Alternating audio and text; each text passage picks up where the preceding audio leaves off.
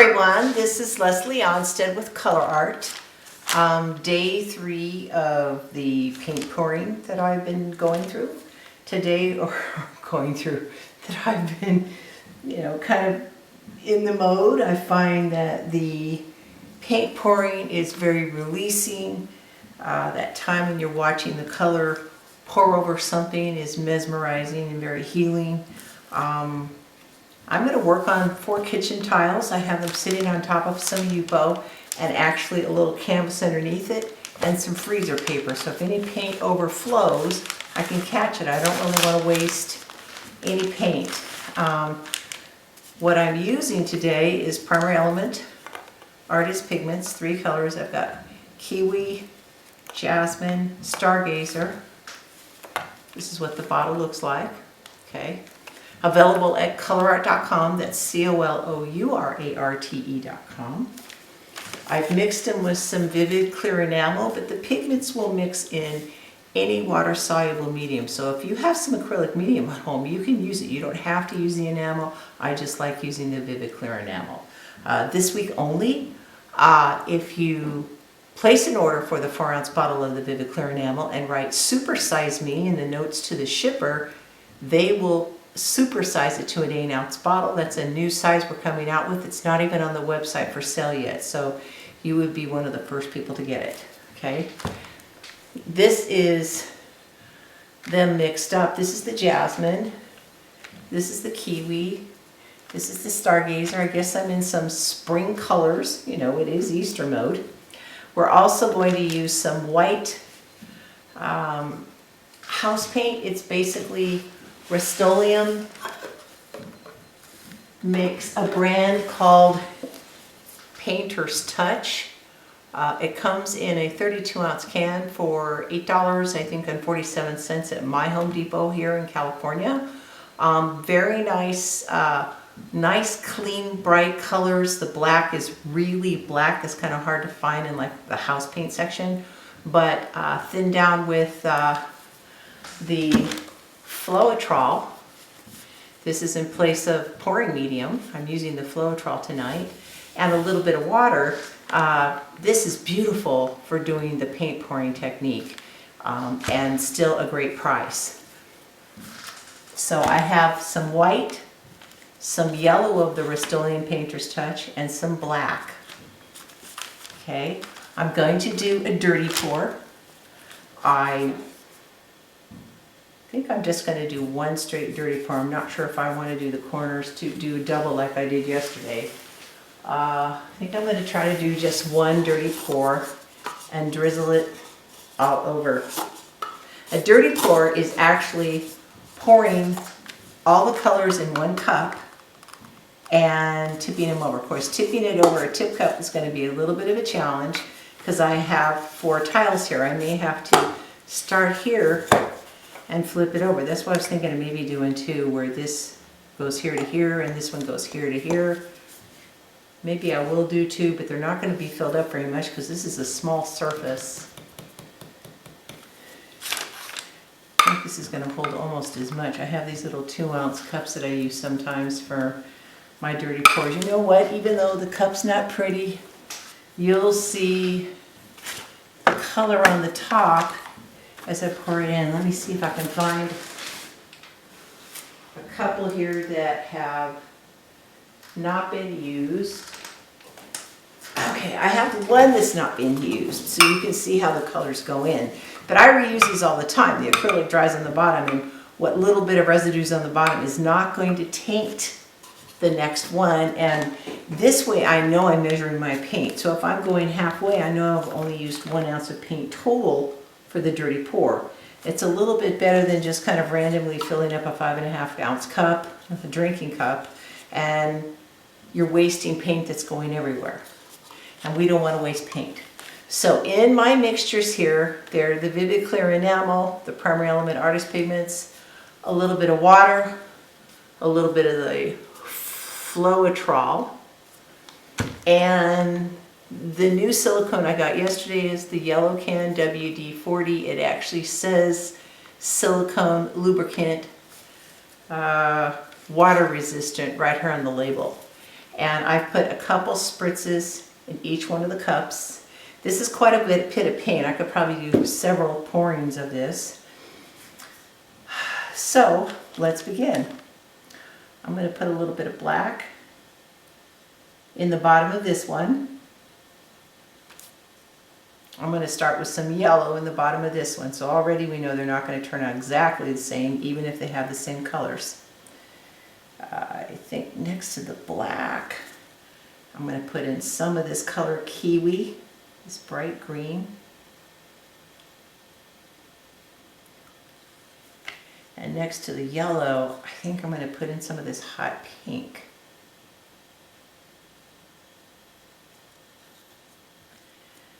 All right, I'm going to add a tiny little white layer in here. Just drip a little bit of the white on top. I'm not pouring a whole bunch of white, just so it sits on top of that green. And so it sits on top of the pink, just to break the colors up. Just to break them up a little bit. Then we're going to add some, let's see, green. Okay, I'm going to do the Stargazer in this cup. And I'm actually going to do the Stargazer in this cup. See how consistent this makes this. Next I'm going to add the yellow in this one. And I'll add a little daub of the black, not a ton, just enough to add some color, in this one. Okay, so what have we missed? This needs green, I think this needs pink. So this one we're going to add some of the Kiwi green. This one will get the jasmine pink.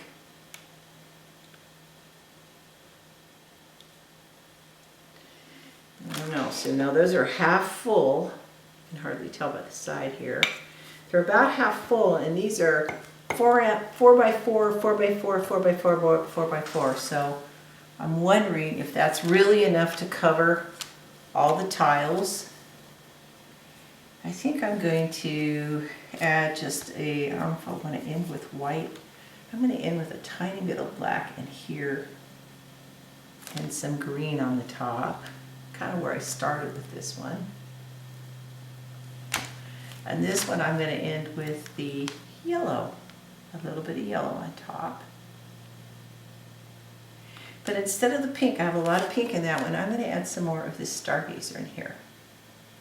That way, they have the same colors, but in different order. And so it's kind of fun to see how they're going to turn out. Let me get my cups off the table here, so in case I'm scooting it around, I don't knock them over. We don't want to knock them over. Okay, I think I've decided to try to do it. Oh, I forgot that this cup has a split in it. Fun, fun, fun. It's not going to be a true tilt and tip because it has a crack in that cup. Okay, well, let's see what happens if we,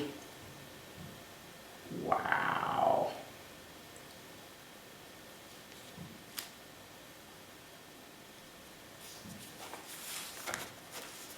Oh, I don't like that. My beautiful cells are going down into the crack. Ah!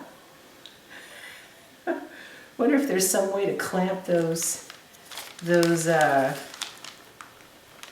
tiles together. Oh wow, that's pretty amazing.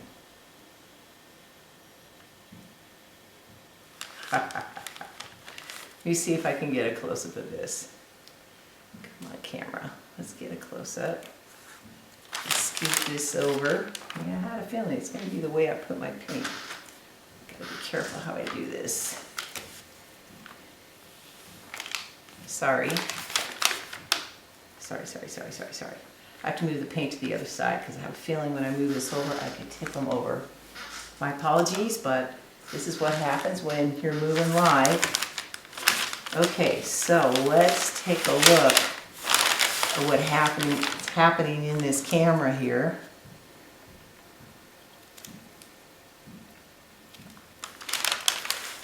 Now, I kind of want them to move, but I don't want to screw with what's happening here. I don't want to ruin my cells and I don't want to lose them.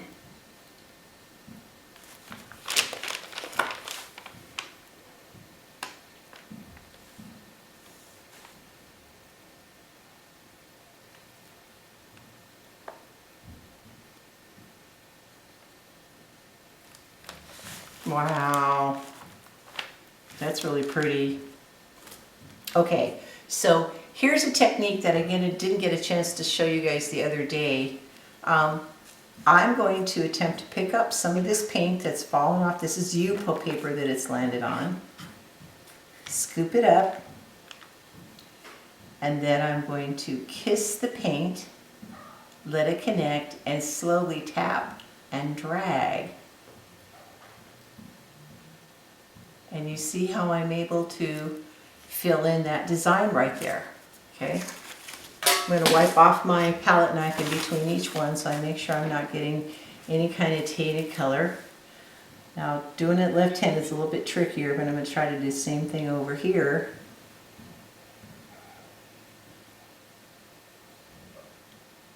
Kind of drag it and tap it at the same time. I got my rag here, you can't see it, but I'm wiping my palette knife off in between each one of these. Let me pick up some more.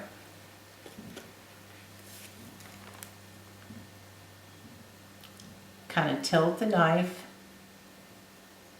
drag it, and kind of just a tapping and a dragging motion at the same time. Well, it didn't go all the way to the end. Close. Very, very close.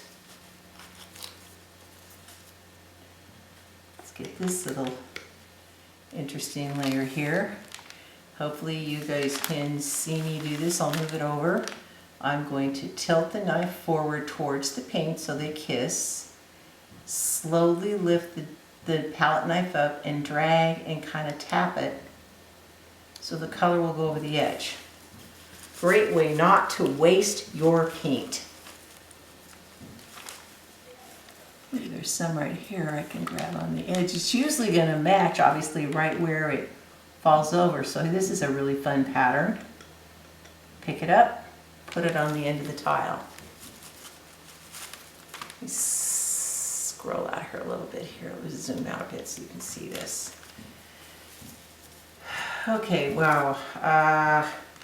I do need a Lazy Susan. If Nancy Curry's watching this, she's told me to get a Lazy Susan. But good thing I have it on a canvas than on Avaible paper. So I can kind of pick this up and actually slide it around. Okay, so, because I'm right-handed, I'm going to pick up, again, this paint, come up into the corner, tilt my palette knife, and just drag the color out and tap in a tapping motion as I come out.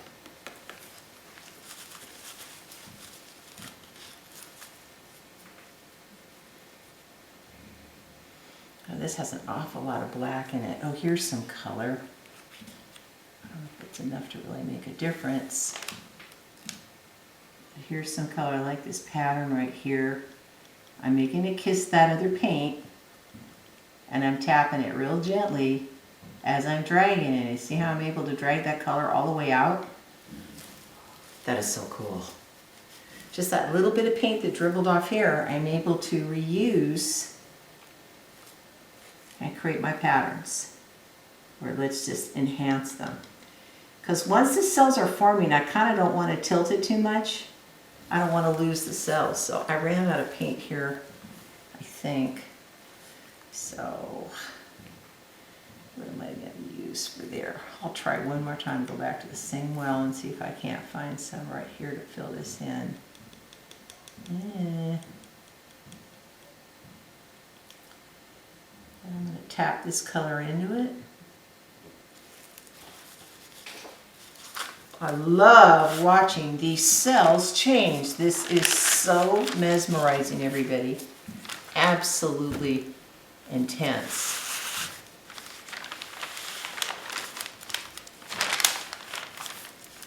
Incredible, incredible, incredible. Wow. I'm loving the new silicone that I got, the one with the WD-40, the WD-40 style silicone. That's this can right here. It's yellow, actually says silicone on it, water resistant. Much better than the red can heavy duty I was using. Didn't quite work the same. Okay, we're gonna try to pick up this color that's coming off. This green is dripping off. And see if I can't fill it in right here. Again, I'm dragging the paint and tapping at the same time. See how I'm getting that corner right up there? See that corner?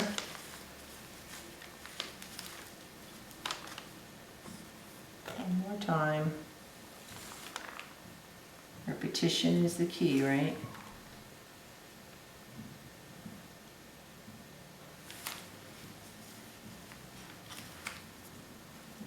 I don't know, I like what's happening here and I don't want to mess with it, so I think I'm going to just try to take some black and finish it off over here. I know it may look a little strange till it all settles out, but I'm going to drag and tap gently. And I still have paint on, so I can come over here and still drag and tap. And as long as I'm dragging and tap, you can still see that there is a texture on the palette knife. The paint is still on there. It's coming off with a pattern on there. So great way to not waste your paint, anybody. Oh wow, there's paint coming off over here now. Paint coming off over here. So I went a little bit higher than a half of that 2-ounce bottle. I guess the 2-ounce, the halfway point might have been best, but hard to say. I'm going to twist this around again because I am right-handed. I want to make sure that I can pick up. I love that pink that's coming in the green. I'm going to come right over here, tilt it, drag it. Shoot, it's not on camera. And drag it so you can see what I'm doing up here. Sorry, I didn't notice at that point it was out of camera. See if we can do this one more time. Go back to the same well.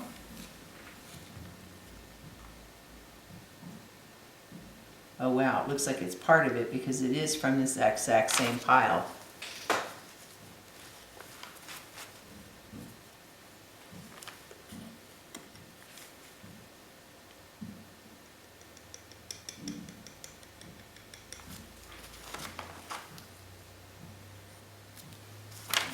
I love what's happening here, but I'm right-handed, so again, I'm going to turn it one more time. Oops. I have the canvas to turn with me. There we go.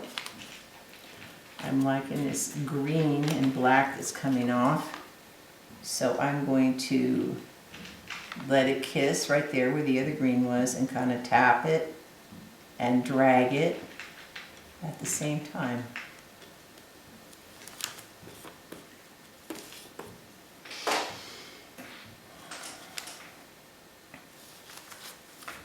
Let's see if we can get a close-up of this.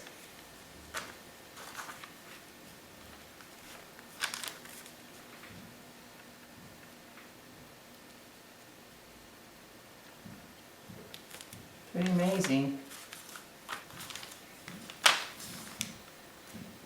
Okay, everybody, because this is on a tile, because these are tiles sitting on the Yupo, I am not going to disturb them. We're going to let this dry as it is. I think this is very, very interesting.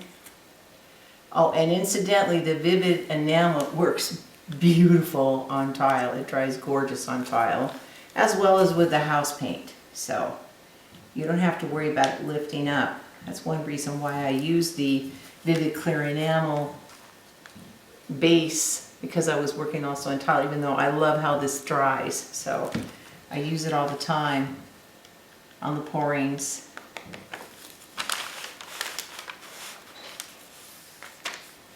Well, I hope this was as mesmerizing for you as it was for me. Let's see if I can get a close-up of those cells right there. I am loving that corner right here. They all look different. You know, the one to the left, it looks very different. I think all four of these, let's see if I can get a close-up on the bottom ones. All four of these are going to look so dramatically different. All four sides will look so dramatically different. Anyway, thank you very much. That's day 3 of paint pouring with ColourArte products. The primary element artist pigments, the vivid clear enamel. Incidentally, I'm Leslie Ohnstad. I'm the inventor, and I've been hand blending these pigments since 2002. So I hope you try them. They are handmade in Fresno, California. We are a small little company, so we mix and pack these by hand. You cannot find them on Michael's. We do have some sorted kits on Amazon, but eventually I think I'm going to put more of the big mamas on there. By the way, this is the recommended size to get if you're going to get into this type of art. This will make a lot of paint. Anyway, you have a great day. Thank you for joining me. Bye-bye.